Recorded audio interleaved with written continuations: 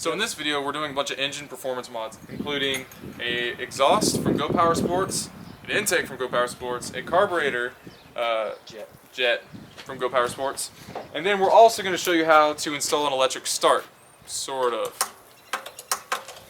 But it works overall.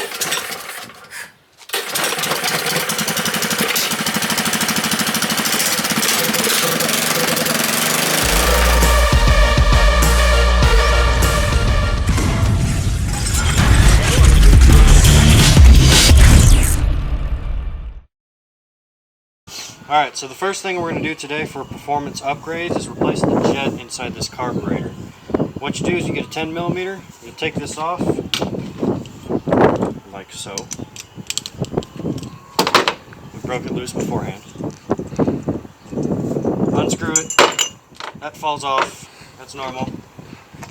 And in here, there's a little jet, I don't know if you can see that, a little brass piece in there. You unscrew the whole thing until it falls out here. It's almost there. It's almost there. There it is.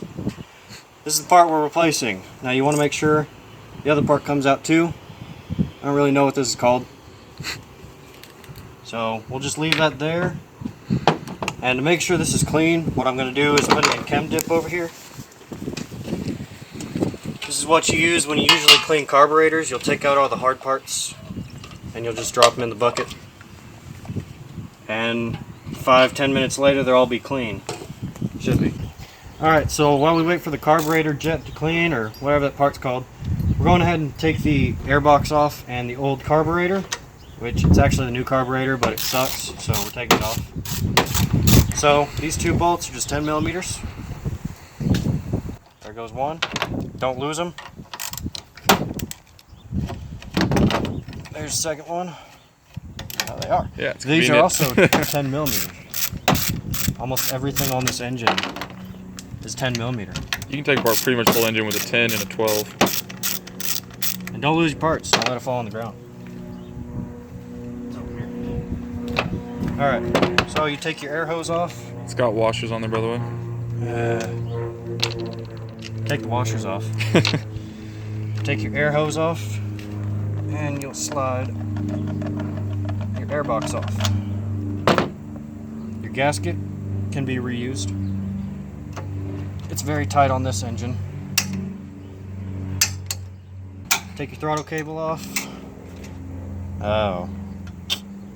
We're going to leave that on there. I don't want to spill fuel everywhere.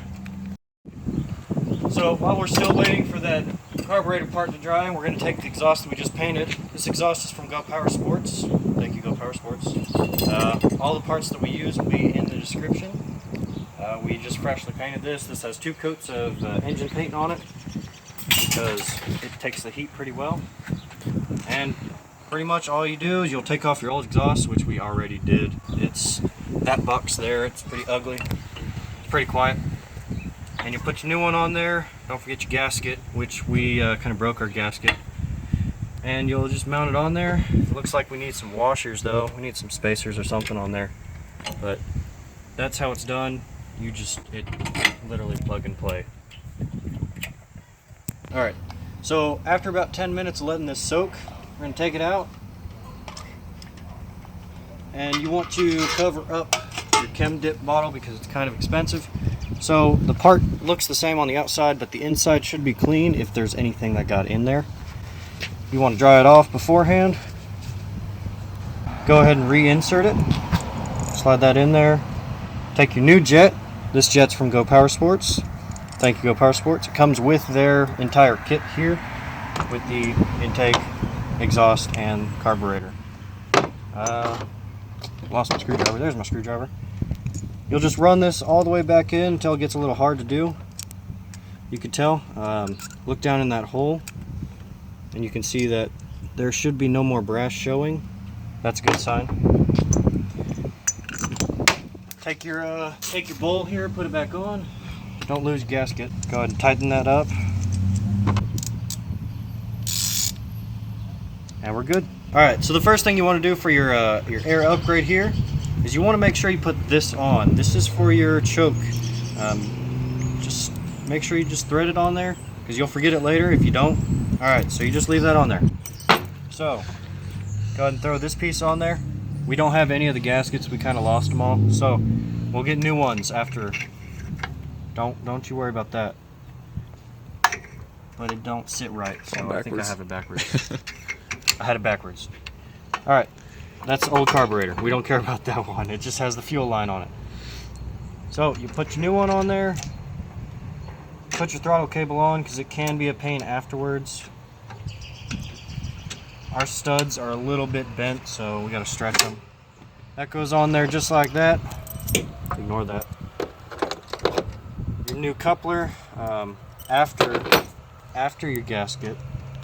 Wrong way. That has to go at the top. You have to go at the top. Alright, get it on there. It's on there. Alright, so now you take a coupler for your nice pretty cone filter here. Put it on there.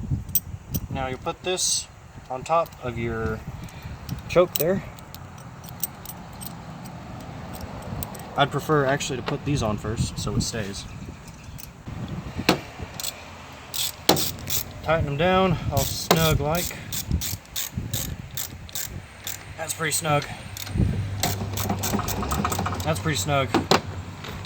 You take your nice pretty cone filter, pod filter, whatever you want to call it. Slide it on there like that. You want this as far away as this is possible, because this is hot air. You want cold air. You don't want hot air. Hot air is bad air. Go ahead and tighten down your hose clamp. I'm kind of covering it up. I wonder if that's, I think that's an 8mm. Boom. It's an 8mm. Because flatheads suck. Tighten that down there. This can take a while because hose clamps. That's good. So you take your nice pretty cover. This is from GoPowerSports, including all of these parts. They have a blue or red one. We wanted red because that's the color scheme we're going for. So this just slides right over. So the next mod we're going to do is add an electric start. But first we're going to ghetto rig this back starting mechanism by tapping these with just a bolt. So I don't think we need the bottom one. we don't need that one? Do we need that one? Yeah, run it in that one. This one. Alright. Yeah. This is ghetto rigging 101. Yeah. With no duct tape and zip ties. I mean, we could go get a tap and die set, which I do have one, but I don't feel like getting one. So. Yeah, Since the engine block is aluminum and this is a lot tougher, this should work. Alright, so after ghetto rigging, that's what the threads look like. And they actually, you know, they kind of work. So we're rolling with it. It's temporary. That ignition box here, this is going to be mounted in the front, like where the steering wheel is. So we can just go, you know, it's all good. So now that we have these back holes threaded, we're going to take off this whole thing so we can add a charging coil. And we already have the right flywheel with the gear teeth on it, so we're not worried about that, but we also have another charging coil that we're wanting to add onto there. So, take this off. That is not even tight. Wow. Yeah, I think we just kind of threw it on there when we did our rebuild video. Yeah. It's A-okay though, because it's coming off now. It's not like this thing's even been running, so. Yeah, and we apologize for any wind noise. We're trying to block the microphone, but it's oddly windy today. Alright, now. Alright. That guy out. And there's our ugly parts. Minus flywheel. Flywheel is very pretty. Yeah, because it's brand new. When we first put this nut on, to hold all this together, we used an impact. And so to get it off, we kind of bent one of our parts. And we used this thing to start it off, but whatever. So, now that that's off, put this nut back on here. Do you have a hammer? That's what I was looking for. Alright, well. So to take this off, you put a nut here, get a screwdriver, press backward, and just hammer it. Then it'll Tap it lightly. Yeah, lightly. Now, where's our other charging coil? In the box. In the box. So now, since we've already been in here before, we have one of the charging coils on there, but we're gonna add another one. Just cause. Well, yeah. Turn it around. There you go. That. And we already tapped this, so it's got threads in there the right way. So now we're just gonna put that in there.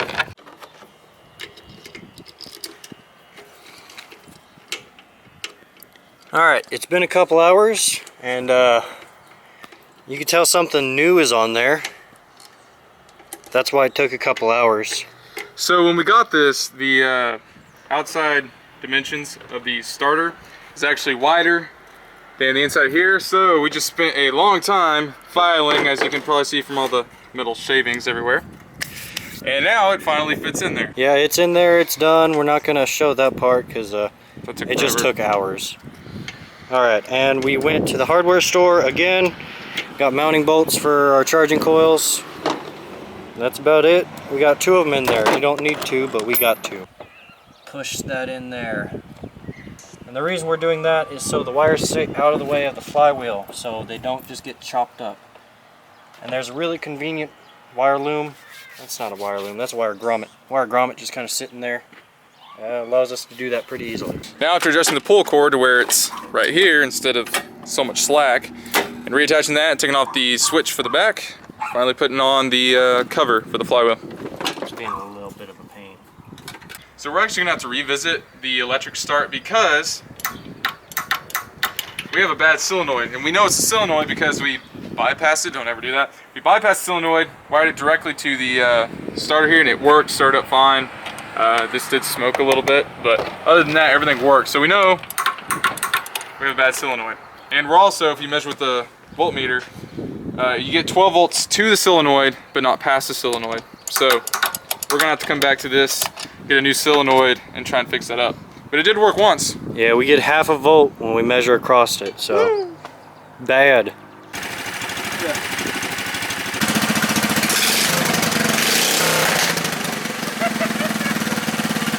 That is so loud.